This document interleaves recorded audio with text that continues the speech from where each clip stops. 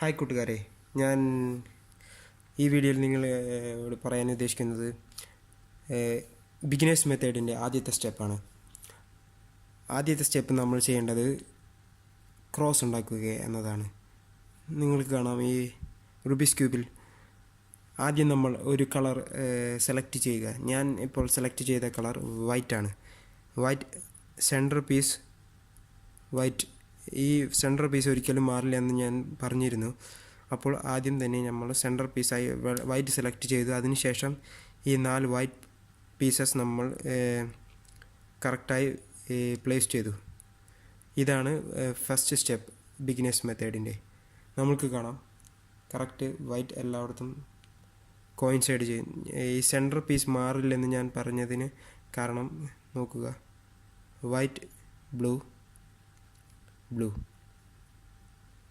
White red red, white green green, white orange orange.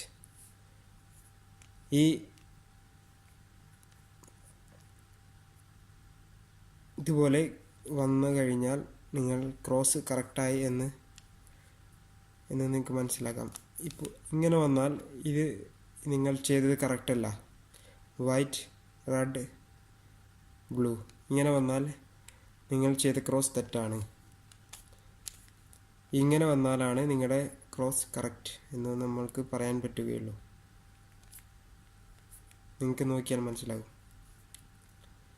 അത് എങ്ങനെയാണെന്ന് ഞാൻ ഇപ്പോൾ ഈ വീഡിയോയിൽ ഷെയർ ചെയ്യുന്നത്.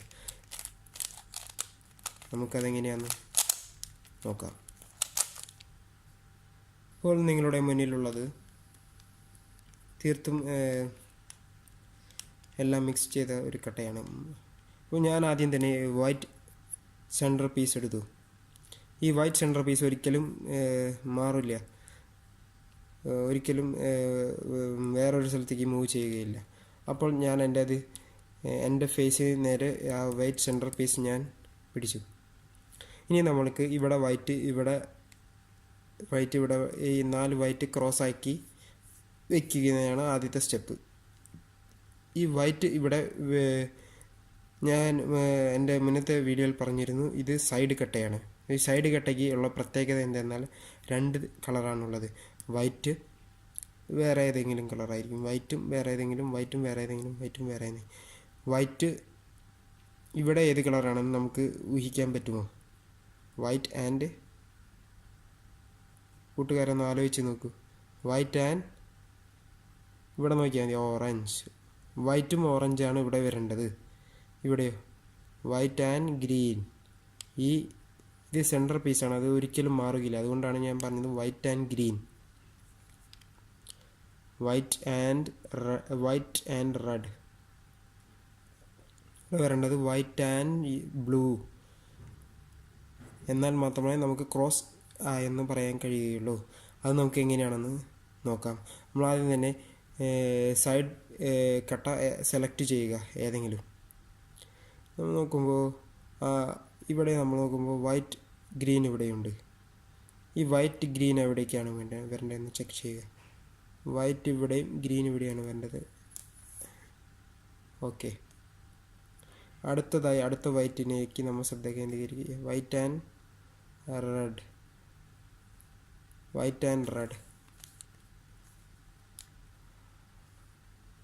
റെഡ് വൈറ്റ് ഇവിടേക്കാണ് വരേണ്ടത്.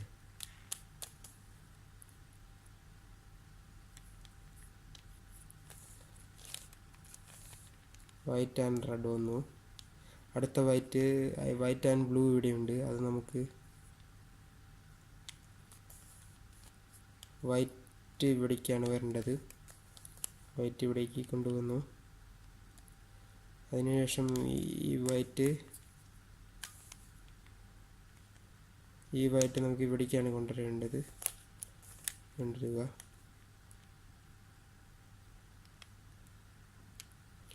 അടുത്ത വൈറ്റ്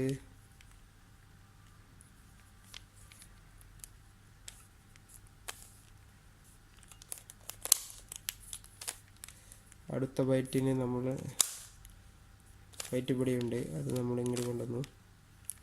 നമുക്ക് കാണാം ക്രോസായി.